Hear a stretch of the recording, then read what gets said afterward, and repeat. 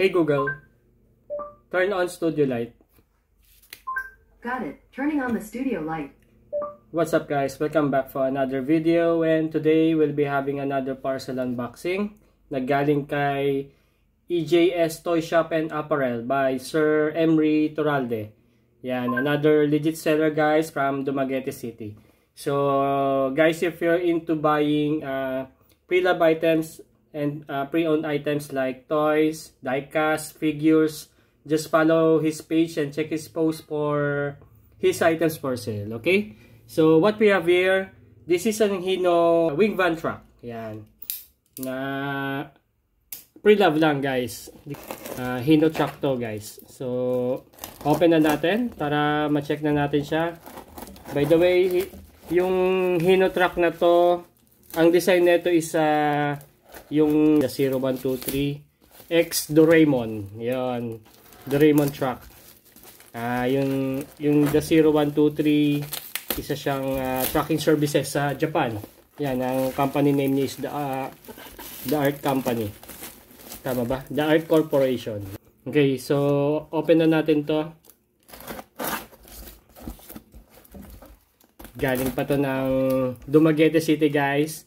Nag-try ako mag-order sa mga seller across the region kasi nasa NCR tayo guys, and mga legit seller naman yung na nakakausap natin. Meron pang isa galing naman ng CDO o Cagayan de Oro, so hintayin na lang natin yung parcel niya.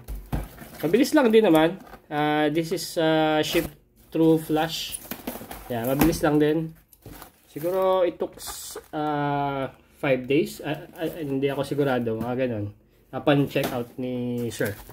Okay, so do sa sa shop ni Sir Emery Turalde, maraming figures doon, marami ako nakitang toys doon. So baka doon yung mga hinahanap nyo. Slovenian ba tawag doon, yung mga minifigures. May mga Marvel, diecast meron din siya. Itong nakuha ko kasi kaline neto yung hinahanap natin na mga 1:43. So pre-love lang to guys. Primary issue talaga neto is discoloration, just like yung picture ko na pinakita ni Sir. Tapos missing yung side mirrors. Medyo challenging ang restoration neto guys. Yan yung actual na condition niya. Okay, so let's straightforward.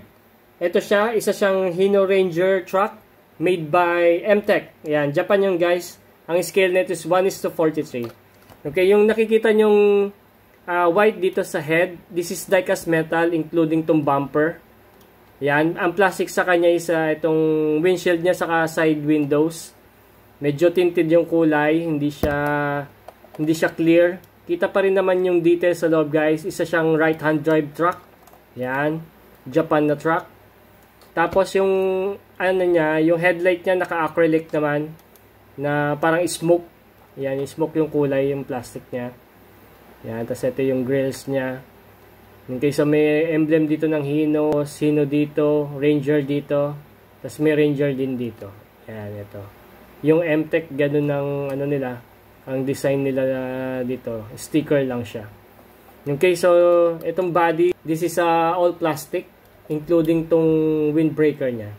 So, yan yung condition niya. Okay, so yung MTech, ang gimmick nito, natutungo tong truck. Ayan. Plastic tong mga mudguards niya. Tapos may details din ng engine dun sa loob. Tapos isang functionality niya, eto.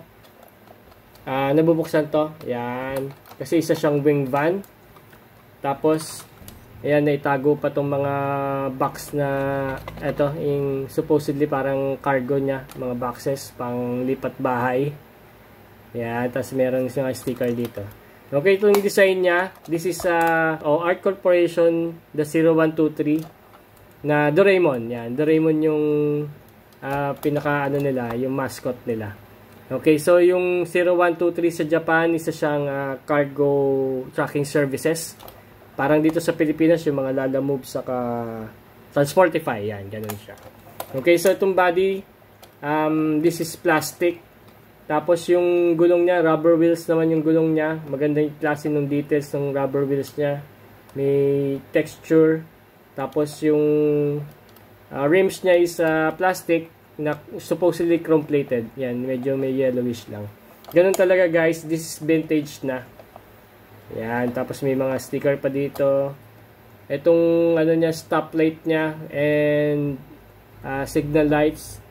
Sticker, tingin ko sa loob, sticker siya. Tapos nagre-reflect siya. Yan, medyo reflective. Hindi naman siya butas sa loob eh. Ayan, hindi naman siya eh. Ayan, maganda rin yung design niya. Tapos ito, may nakasulat dito. Ranger. Ranger nga. Okay, so ganyan siya guys. Okay, so yung markings niya dito sa ilalim. Yan, igawa siya ng MTech guys. Tapos made in China. Epoch Company Limited. Scale is 1:43. Yan yung markings niya. Okay, so let's check the weight. Yung weight na ito.